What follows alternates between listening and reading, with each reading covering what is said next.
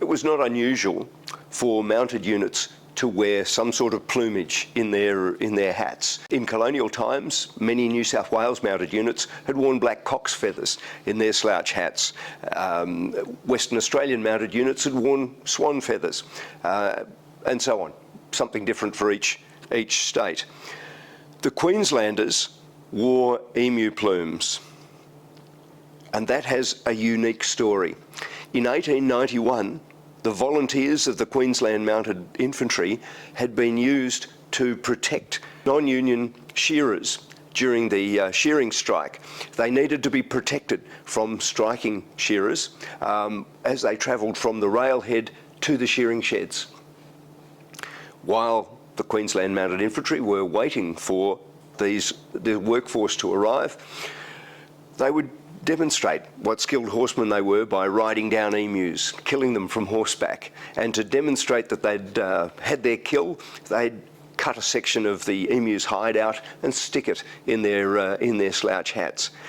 The Queensland Mounted Infantry played such a vital role in strike breaking in 1891 that the governor said, from now on, Queensland mounted units will wear emu plumes in their slouch hats. Almost a battle honour, if you will.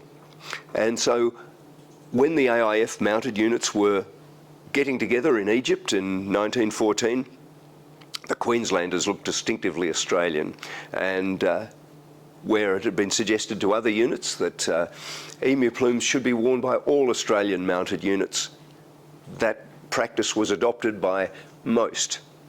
However, in New South Wales, there was immediate objection by the 7th Light Horse. Lieutenant Colonel George MacArthur Onslow objected to the thought that his soldiers should look like Queenslanders.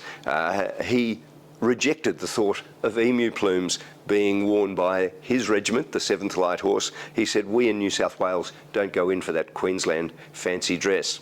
So the 7th Light Horse didn't wear emu plumes officially right through the Great War. However, most of the blokes soon sent 1 shilling and sixpence home to mum so that they could buy a clutch of emu plumes and have them posted overseas so that the men could wear emu plumes in their slouch hats as soon as they were on leave.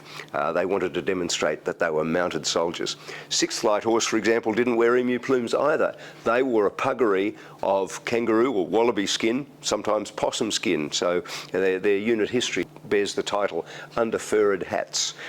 So not all the units, not all Australian mounted units wore the emu plume, but today that tradition lives on with the Australian Armoured Corps adopting emu plumes in their slouch hats. A tradition that began in 1891 continues to the present day.